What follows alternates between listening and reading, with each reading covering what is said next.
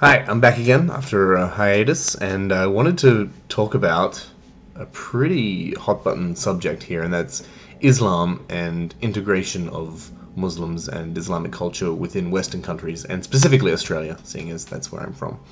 After one of my last videos where I talked about the thwarted terrorist attempt in Melbourne, which we should all praise the police, and I also mentioned that we should really not discount the contributions of the uh, Muslim community in thwarting, uh, you know, uh, extremist terrorist attacks. So, but I also received comments, and I spoke to other people I know about this, and a lot of it seemed to have quite a bit of vitriol directed towards Islam and Muslims. And I mean, it's very easy to understand how people can get swept up in this vitriol, and how it's very easy to blame the religion. And as somebody who's an atheist and who's opposed to all forms of dogma and all forms of religion, because it counteracts and severely retards, the ability of people and communities to take in new information, new ideas, open-mindedness. It's the opposite of open-mindedness. Um, I found myself defending the Muslim community in Australia from people who, I guess you would describe them as far right. I would say that they were One Nation supporters, Trump supporters, people like this, and I don't blame them or judge them or hold it against them. It's very easy to get caught up in this moral panic, I suppose, that's occurring with regard to Islam. But I wanted to talk about, in fact, I'll probably just end up quoting it, a debate I got into on Facebook, of course, of all places.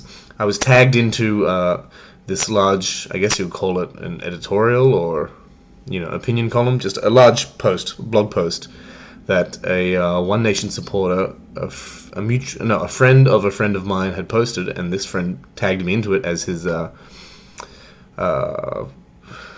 token SJW, social justice warrior that I am. So he wanted me to get into a debate. So I'm just going to share with you some of the debate now and what they talk about.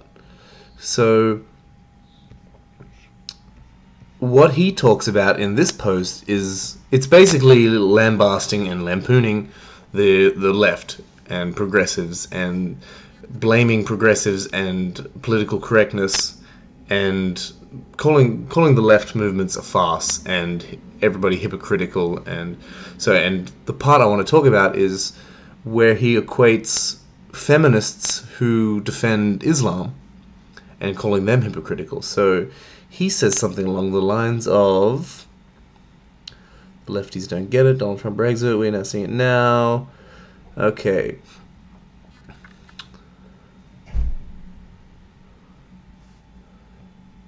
I should have been more prepared for this, shouldn't I? Okay, such is the lunacy of the left that we see feminists teaming up with the number one force of oppression on the face of the earth, radical Islam. I'm assuming he means oppression of women, I assume, but so my reply to that is something along the lines of, well, in fact, I'll quote it. I make a joke about the number one group responsible for the oppression of women actually being men, or rather the social institutions in place that perpetuate the dominance of society by men. Furthermore, modern feminism is often based around intersectionality, which understands that feminism intersects with various social systems and forms of privilege to make a very complex cocktail. I don't know why I use the word cocktail, but you get the point. To say that it is contradictory for feminists to defend the right of one oppressed minority because a system of oppression exists within that minority is absurd. So if he was talking about Islam being the greatest form of oppression in general, I guess I could have taken all kinds of different routes with that. But I interpret it as being oppression of women. And when he rebutted what I said, so my point is, it's far more complex than it's just there's oppression of women within Islam, and yet feminists are defending it. Can they not see that they're actually propping up, the oppression of women by doing this? My response was saying that it's far more complex than that, and so just because you're defending the rights of one subset of the population, because within that subset there's its own power structures and there are its own forms of oppression. Doesn't necessarily make you a hypocrite. I hope that makes sense. His reply, let's get to it. The facts. Feminists wear hijabs and scream that they empower women is truly befuddling.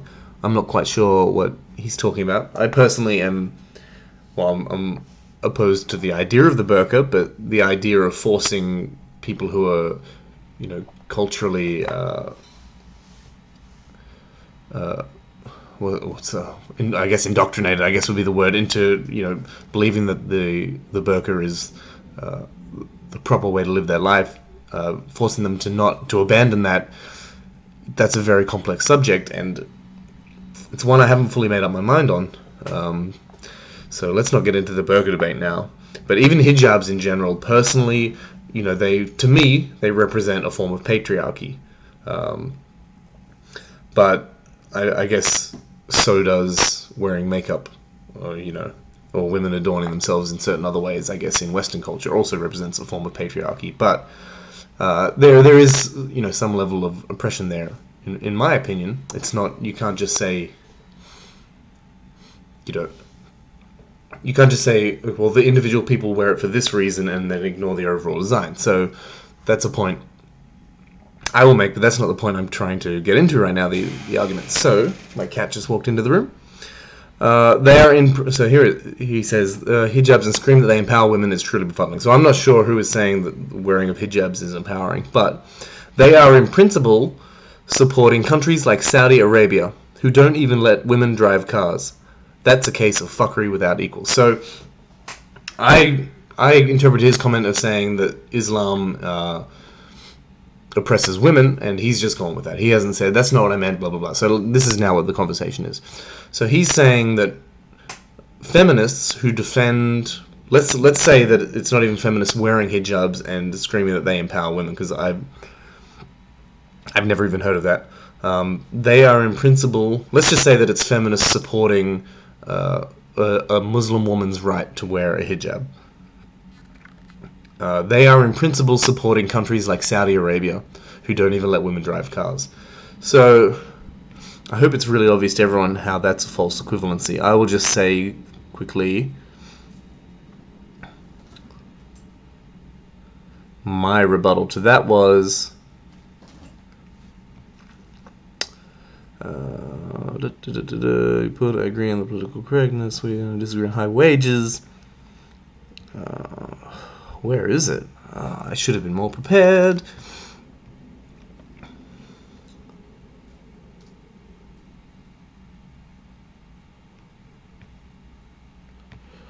Okay, I am certain that any feminist who is engaged in international politics is vehemently opposed to the Saudi regimes. Again, it is possible to defend Australian Muslims and denounce the House of Saud. This does not make one a hypocrite. So the idea is that they're defending, an oppressed minority within Australia. They're not defending, every policy of every theocratic Muslim regime across the world. So, I don't know. I hope that makes sense to everyone. I wanted to point out that this person who made these posts received quite a few shares, quite a few likes. A lot of people made comments saying that, how right he was and how smart he was and all these kinds of things. And I'm not saying he's not smart. We had, quite a lively debate, and it was a lot of fun, and we both taught each other a lot, and we both learned a lot. But I don't think we should be maligning Australian Muslims and Australian Islamic culture, which is, compared to, say, the cultures that, this type of Australian is actually scared of, say, the much more fundamental cultures, or the subsets of cultures that are much more fundamental and extremist, and people like ISIS and stuff like that. You can't equate Australian Muslims with ISIS, and you can't equate people defending Australian Muslims from discrimination as defending Saudi Arabia or defending ISIS or something like that. I think that's absurd, and it contributes to that oppression. It contributes to that stigma that Australian Muslims receive. So, and I hope I can teach, some people who haven't really looked into feminism that much, a little bit about feminism, look up intersectionality, and know that these subjects are not as black and white as you might think. That feminism, it isn't cut and dry that men oppress women and that's all you need to think about, or there is oppression of women and that's all you need to think about. There's intersections of class, of race, of gender, of sexuality, religion, all these kinds of things that have an effect on one another, and it's something we all need to be cognizant of when we discuss these subjects. And yeah, so I hope that's interesting for some people. Talk to you all soon.